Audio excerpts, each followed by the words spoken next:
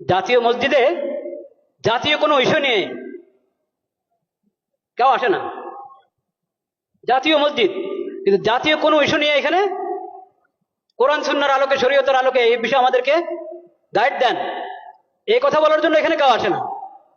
আসে শুধু পানি পড়ার জন্য, আসে হুজুর দোয়া রাখেন, দোয়া করেন, এই কথার জন্য।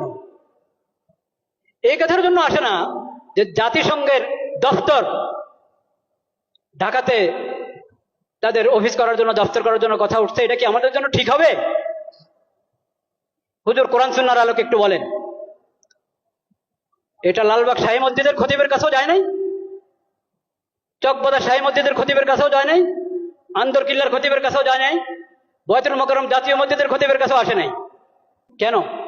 আল্লাহ ইমাম এবং খতিবকে কেন ইমাম বানিয়েছেন এটা তারা জানেই না, বুঝেই না। একটা ধর্ম মন্ত্রণালয় আছে, ধর্ম মন্ত্রণালয়ের মধ্যে একজন আলেমকে বসানো হয়েছে, মাশাআল্লাহ, খুশির বিষয়, বিজ্ঞ আলেম, কোরআন সুন্নাহর আলেম। তো যে কোনো বিষয় দেশের প্রথমত ধর্ম মন্ত্রণালয় থেকে অনুমোদন নিতে হবে, ধর্মীয় দিক থেকে এখানে আপত্তি আছে কিনা, এই বিষয়ে ধর্মের নির্দেশনা কি, ওখান থেকে প্রথম অনুমোদন নাও, তারপরে অন্য ফয়সালা, অন্য মুশাওয়ারা।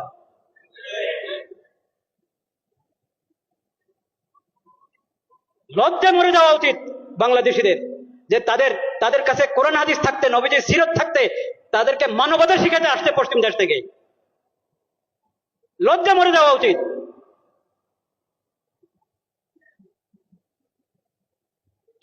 আমরা আল্লাহকে সাক্ষী রাখছি, আমরা এসব অপকর্মের সঙ্গে বিলকুল আমরা সম্পর্কযুক্ত না।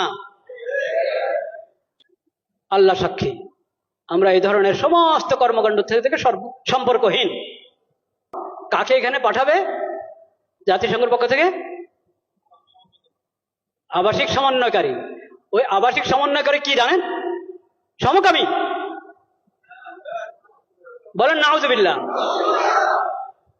এখন ওখান থেকে প্রস্তাব পাঠানো হয়েছে, এখান থেকে হ্যাঁ বলতে আর কতক্ষণ লাগবে আল্লাহ জানেন।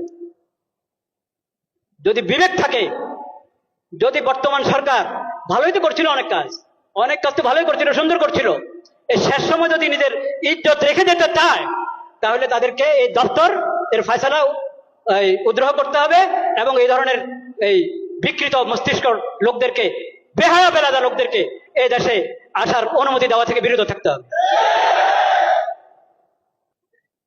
শেষ সময় নির্বাচনের ঘোষণা করে এখন নিজের ইজ্জত নষ্ট করবেন আপনারা? এইসব হারাম কাজ অন্তর্বর্তীকালীন সরকার করক তাও হারাম, নির্বাচিত সরকার করক তাও হারাম, যেই করক এসব কাজ হারাম। ঈমান রক্ষা করো, ঈমান রক্ষা করো, চরিত্র রক্ষা করো। ঈমান বিনষ্টকারী, চরিত্র বিনষ্টকারী, আখলাক বিনষ্টকারী কোনো কিছুর অনুমোদন এই দেশে চলতে পারে না। এটা তাওহীদের জমিন। আল্লাহ তাআলা হেফাজত করেন।